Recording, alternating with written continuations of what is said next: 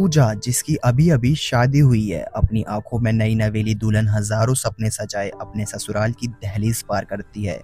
लेकिन शादी की रात ही उसके साथ कुछ ऐसा होता है जो उसकी रूह कल्पा देता है। एक ऐसा भयानक सच जिसकी उसने कल्पना भी नहीं की थी।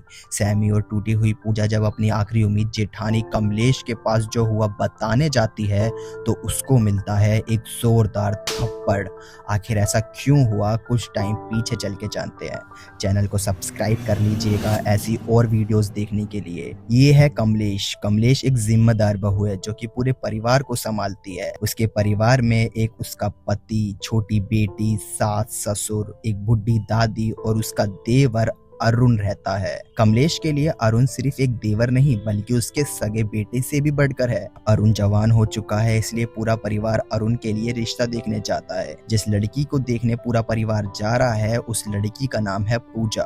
पूजा अपनी मीठी आवाज में सबको गाना सुनाती है, तो मानो जैसे पूरा परिवार उसकी आवाज पर फिदा हो जाता है। अरुण तो जैसे उसको देखते ही अपना दिल दे बैठता है।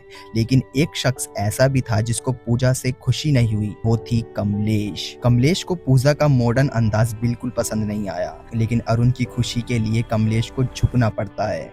मन मार के ही सही, कमलेश रिश्ते के लिए हाँ कर देती है और उसी दिन उनकी सगाई भी हो जाती है। लेकिन ये खुशियां सिर्फ एक रात की मेहमान थी। कुछ टाइम बाद शनाइयां बजती हैं और अरुण पूजा की शादी होती है।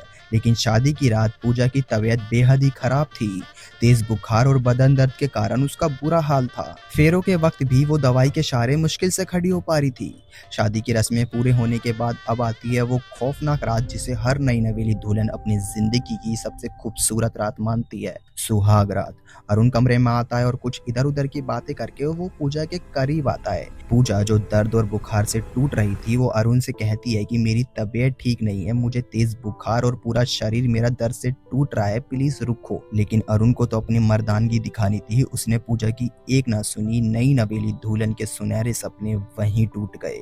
पार्ट 2 देखने के लिए सब्सक्राइब करिए।